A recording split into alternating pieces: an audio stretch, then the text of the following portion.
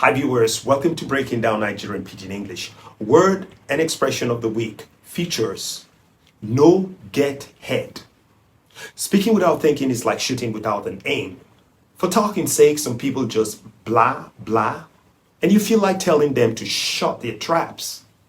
The phrase no get head in Nigerian Pidgin English simply means not making any sense.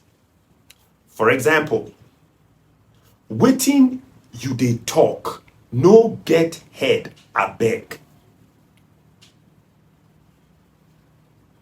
I no get time for matter wey no get head. Dat business idea no get head. Wetin we dey teach here get head.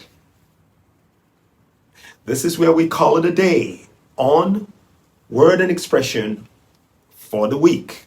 Make the best of your day. So long.